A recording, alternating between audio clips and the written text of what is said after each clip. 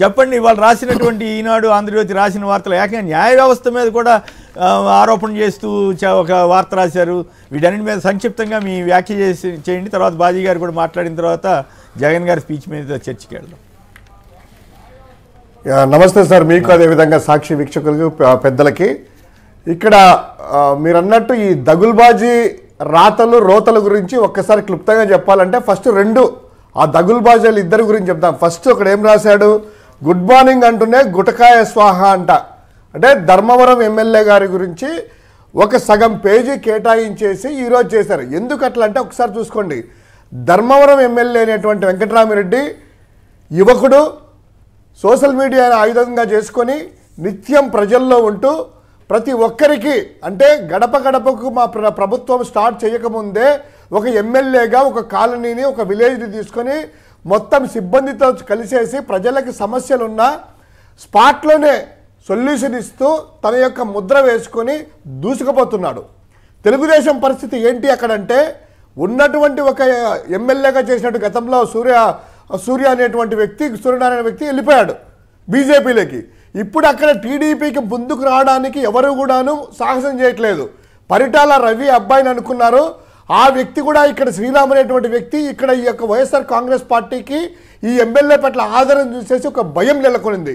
అదేవిధంగా వాళ్ళ కుటుంబం నుంచే తాడిపత్రిలో ఈ యొక్క జేసీ కుటుంబాన్ని, జేసీ యొక్క నిరంకుశత్వాన్ని కుప్పకూల్చి అక్కడ కూడాను వైఎస్ఆర్ కాంగ్రెస్ పార్టీ జెండా ఎగరేశారు.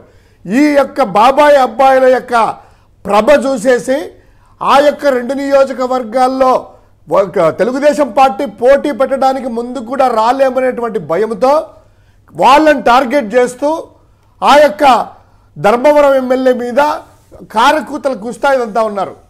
ఈరోజు స్పష్టంగా చెప్తా ఉన్నాము, అరే బాబు ఈరోజు ఈయన గుడ్ మార్నింగ్ అంటూ మొదలు పెట్టలేదు. ప్రభుత్వం ఏర్పడిన తర్వాత మొదటి రోజుల నుంచి 4 సంవత్సరాలుగా ఆయన చేస్తూ ఉన్నారు.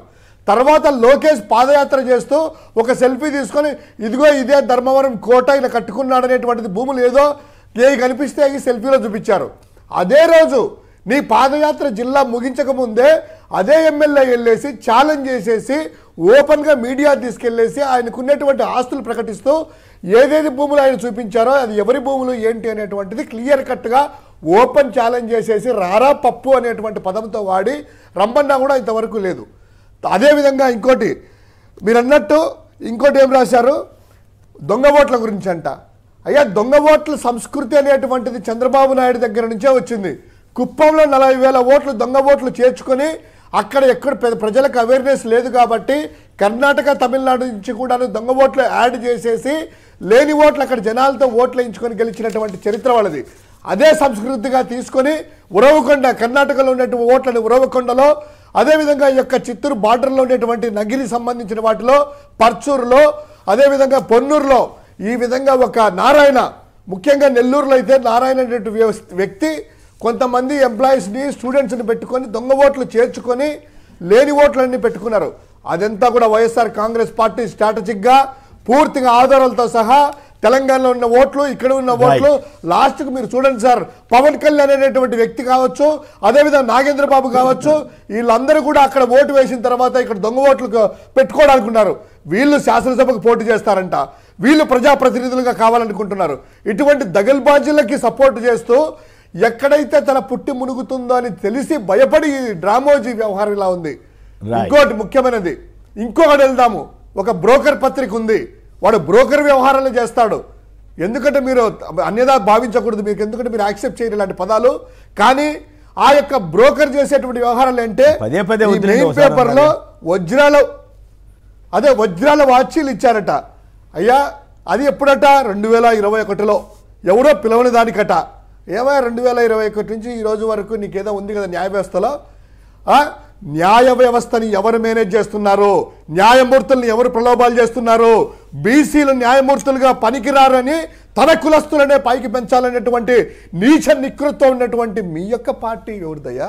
అదేవిధంగా ఎవరు నిన్న అయోధ్య రామ మందిరికి వెళ్ళినప్పుడు కూడా జడ్జిల దగ్గర జస్టిస్ ఎన్వి రమణ దగ్గర ఎవరయ్యా తగ్గు చూసుకుని ఇద్దరు కలిసి ట్రావెల్ చేసేది, జడ్జిలతో ట్రావెల్ చేసేది, జడ్జిలకు ప్రలోభాలు చేసేది, చివరకు నీ గుర్తు కూడా జయప్రదంగా ఏ న్యాయమూర్తులు మేనేజ్ చేసిందో ఈ యొక్క పల్లెటూరుకి వెళ్ళినా కూడాను సాధారణ ప్రజలు కూడా చెప్తారు. న్యాయమూర్తుల విషయంలో న్యాయ వ్యవస్థలను మేనేజ్ చేసుకొని నీ యొక్క వ్యవస్థలన్నీ కూడా మేనేజ్ చేసుకొని ఈరోజు ప్రజల ముందు తిరుగుతా ఉన్నావు. అవన్నీ కూడా నువ్వు కుప్ప కూల్చి ఆ యొక్క నీ యొక్క ముసుగు రంగును కట్ చేసేసి ఈరోజు 52 రోజులు జైల్లో పెట్టి జైల్లో ఉండి అది కూడా నీకు ఆరోగ్యం బాగలేదు, నాకు మొలలున్నాయి, నాకు గుండె ఆగిపోతుంది, నాకు కళ్ళు కనిపించలేదు, నేను అన్నం తింటున్నానో లేకపోతే గడ్డి తింటున్నానో లేదా ఏం తింటున్నానో నాకే తెలియట్లేదు జైల్లోని హీనస్థితిలో మానవతా కోణంలో నీకు జైల్లో నుంచి బెయిల్ ఇచ్చారయ్యా. న్యాయ వ్యవస్థలు మేనేజ్ చేసేది ఎవరైంది కూడా ప్రజలకు తెలుసు. ఇంకోటి సార్, గంట రాజీనామా గురించి ఓ అని చించుకుంటున్నారు కదా, ఆ గంట కూడా ఈరోజు ఈనాడులో మీరు అన్నట్టు చూస్తే జగన్ ఎంత పిరికివాడో అర్థమవుతుందంట. అంటే మీ యొక్క డ్రామాలా స్టీల్ ప్లాంట్ మీద చిత్తశుద్ధి లేదా? స్టీల్ ప్లాంట్ కోసం రాజీనామా చేసినటువంటి వ్యక్తి ఈ రోజు రాజీనామా ఆమోదిస్తే గిలగిల అంటే మీరు తప్పు చేశారు మిత్రమా. కేవలం శివశంకర్ గారు మీరు తప్పు చేశారు. కౌన్సిల్ ఎలక్షన్స్ అప్పటికే రాజీనామా ఆమోదించి ఉండాల్సింది కదా, మీరు వదిలేశారు. ఆ సీటు వాళ్ళకి వెళ్ళింది, లేకపోతే ఆ సీటు కూడా పోయేది కదా. నిజంగా దురుద్దేశం ఉంటే అప్పుడే చేసి ఉండేవాళ్ళు కదా, అప్పుడు అసలు పట్టించుకోలేదు కదా. ఇప్పుడు అంటే రాజ్యసభ ఎలక్షన్స్ కి టీడీపీ వాళ్ళు చేయబోతున్న కుట్రకి వీళ్ళు నాంది పలికినట్టు అనమాట. కరెక్ట్ చెప్పారు. అదే ఇదంతా కూడా ఆ కుట్రలు ఇదంతా ఏంటంటే ప్రజాస్వామ్యంలో ఏంటంటే ఒకసారి అవకాశం ఇచ్చారు. తమ్మినేని గారు పిలిచి అడిగారు, ఏమయ్యా రాజీనామా ఆమోదించాలంటే చేసేయండి సార్, స్టీల్ ప్లాంట్ కోసం నేను చేశాను కదా అని మీడియా కవరింగ్ కోసం ఒక బిల్డప్ ఇచ్చారు. ఈ రోజు నిజంగా వాళ్ళు చెప్పింది చేస్తే అయ్యో మాకు స్టీల్ ప్లాంట్ అవసరం లేదు, మా ఎమ్మెల్యే రాజ్యసభ ఏదో శ్రీనివాసరావు ఏడ్చాడో లేదో కానీ ఈనాడు వాళ్ళు మాత్రం ఏడుస్తున్నారు, అది విశేషం. రైట్.